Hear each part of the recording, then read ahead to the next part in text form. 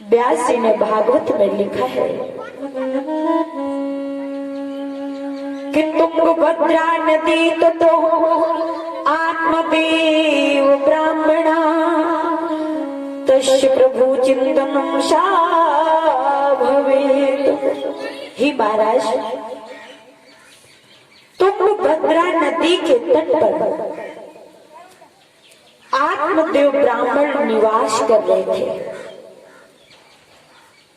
जो सदैव भगवान के चिंतन में लीन रहते थे, भगवान का भजन करते थे।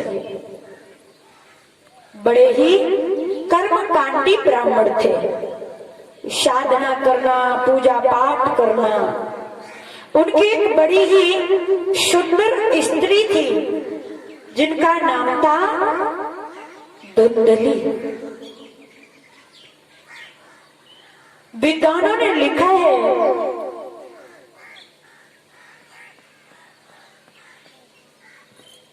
कोकिला नाम तत् गता स्वरूपम सुंदरता स्त्रीणाम चा आचरण सा भवेत्। जिस प्रकार से कोयल की सुंदरता उसके गायन से होती है, अगर वो बोले नहीं उसकी आवाज सुंदर होती है, इसीलिए कोयल को सुंदर कहा गया है।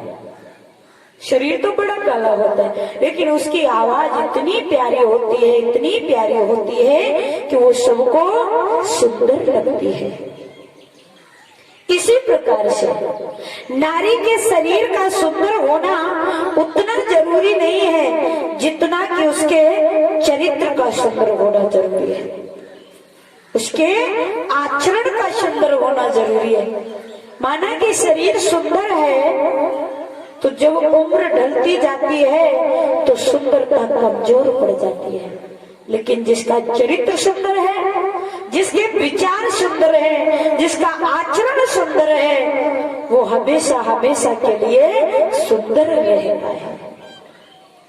धुंधली जो सुंदर है यानी जिनका शरीर सुंदर है लेकिन उनका हृदय सुंदर नहीं है, उनके विचार और आचरण सुंदर नहीं है, क्योंकि वो बड़ी ही चंचल स्वभाव की है।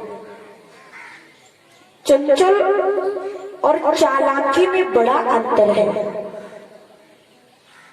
चंचलता वो होती है कि जैसे कोई काम दिया जाए, एक काम दिया गया कि जैसे पुष्प जाओ भगवान को चढ़ा दो, कोई भगत गया और उसने देखा कि जब पुष्प चढ़ा रहा था तो उनकी फूल बिखरे हुए थे या दूसरे फूल या उनकी माला बिगड़ रही थी, तो वो उसके साथ उनको भी संभाल दिया। यानी ये चालाकी का काम है कि काम को कर रहा था तो और काम को चालाकी से संभाल दिया। पर चंचलता क्या है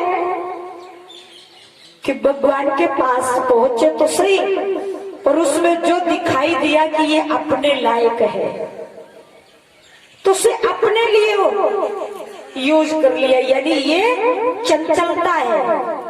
चालाक होना जरूरी है पर चंचल होना जरूरी नहीं है, क्योंकि चालाकी तो थोड़ा धर्म नीति में आ जाती है पर चंचलता केवल अपने लिए ही स्वार्थ में बिजी होती है, स्वार्थ से ही बनी होती है चंचलता।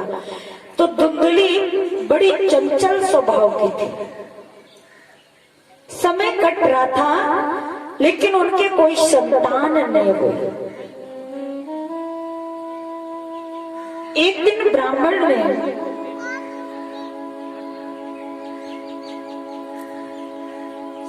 नदी के किनारे पर चिंतन में बैठे हुए थे, उदास थे क्योंकि कोई संतान नहीं थी।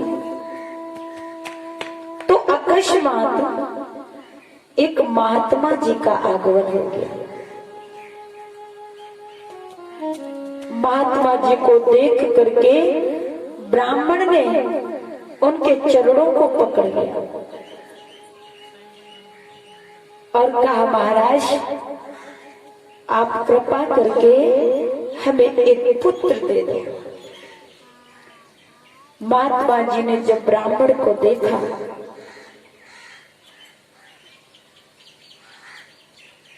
तो देख करके बताया कि हे विप्र, पुत्र का सुख तुम्हारे आगे आने वाले 7 जन्मों में भी नहीं है, इसलिए पुत्र की इच्छा त्याग करके भगवान का भजन करो। ब्राह्मण ने कहा, महाराज, अगर जीवन में पुत्र सुख नहीं मिल सका, पुत्र का प्रेम नहीं मिल सका, तो इस जीवन जीने को क्या फायदा। मैं तुम्हारे सामने, अगर तुमने मुझे पुत्र नहीं दिया तो मैं तुम्हारे सामने नदी में कूद करके मर जाऊंगा।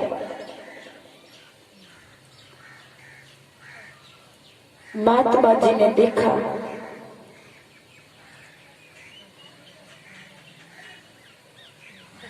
तो ब्राह्मण की हट को देख करके, पीछे वाले नहीं, आगे वाले बॉक्सों को बढ़ा दो, पीछे वाले दुखी हो जाएंगे।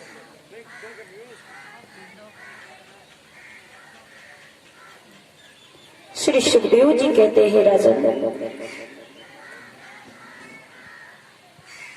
महात्मा जी ने ब्राह्मण को एक फल दिया और फल देकर के कहा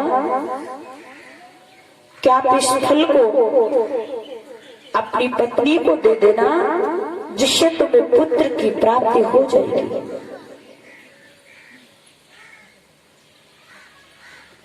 ब्राह्मण बड़े खुश हुए, फल लेकर के घर में पहुंचे और फल जब अपनी पत्नी को दिया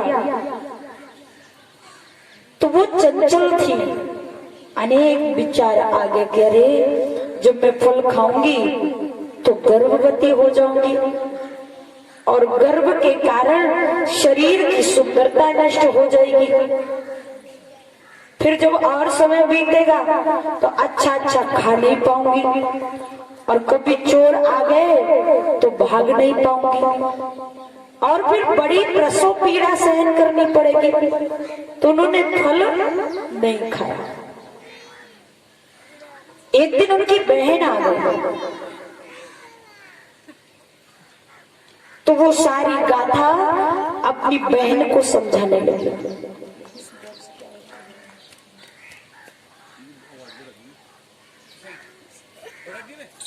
पीछे की नहीं, इसके